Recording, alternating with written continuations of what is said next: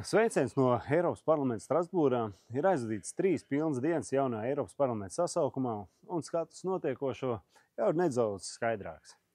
Piektdien, 19. jūlijā noslēdzās pirmā šī jaunievēlētā Eiropas parlamenta plenāra sesija.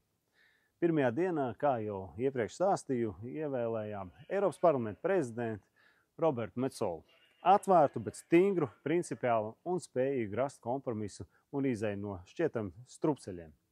Ievēlēt arī augstākajā Eiropas parlamentā ir arī viceprezidenta amatā mūsu kolēģis Roberts Zīle. Pirmdien arī skatījām priekšlikumu par rezolūciju par nepieciešamību Eiropas Savienībai nepārtraukti atbalstīt Ukrainu.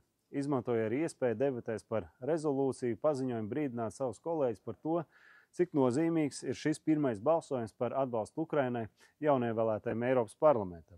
Tas nosaka pieeju, kādu šis parlaments plāno atbalstīt Ukrainu līdz tās izšķirošai uzvarai.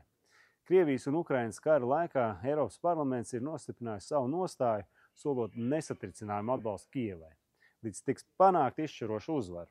Šis izšķirošais balsojums atklāja parlamenta jaunizveidoto politisko grupu patiesās krāsas, jo vairāk nekā puse no mums šajā parlamentā ir jaunievēlēti deputāti.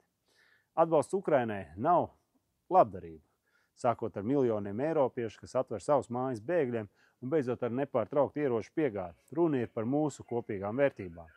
To ignorēšana apdraud mūsu nākotni, mūsu demokrātiju un vērtības, kas mums ir dārgas. Krievijas agresijas Eiropas sirdī ietekmē mūs visus, gan kontinentā, gan ārpus tā. Šodien Eiropas parlamenta vairākums atbalstīja Eiropas komisijas priekšsēdētājas Ursulas von der Leyenas pārvēlēšanu Eiropas komisijas priekšsēdētājas amatā. Es personīgi atturējos balsojumā. Paskaidrošu. Eiropas komisijas priekšsēdētājas amats ir milzīga atbildība šajā ģeopolitiskajā spriedzes un nenoteikības laikā. Eiropā ir karš, stagnē mūsu ekonomikas, un 2,5 gadus kopš pilna mēroga sākšanās Eiropas militārās industrijas renesanses vietā pašlaik mīņājamies uz vietas un virzamies uz protekcionismu. Un cik noprotams pēc tikšanās laikā izskanējušā Eiropas Savienības zaļo kursu gan esam uzņēmuši neatgriezeniski. Ursulas von der Leyenas iepriekšējā termiņa laikā paveiktais arī ir gana daudz jēgpilnu lietu, bet šodienas saspringtais konteksts prasa virzību uz priekšu, nevis vienkārši neskaidru piedāvājumu izpildīt to, kas lēmts iepriekš.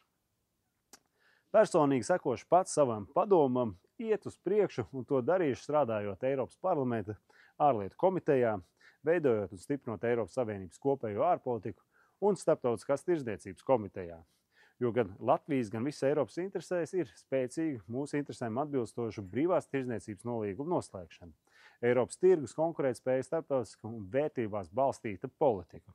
Un noslēgšu savas aktivitātes ar dalību ITRE komitejā, jeb komitejā, kas atbild par industrijām, tehnoloģijām un enerģētiku.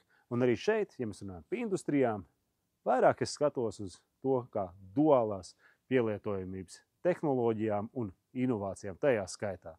Tā kā uz turpmāku sadzirdēšanos, saskatīšanos un sirdēsiet no manis arī vēlāk par turpmākajām gaitām. Paldies! Tā!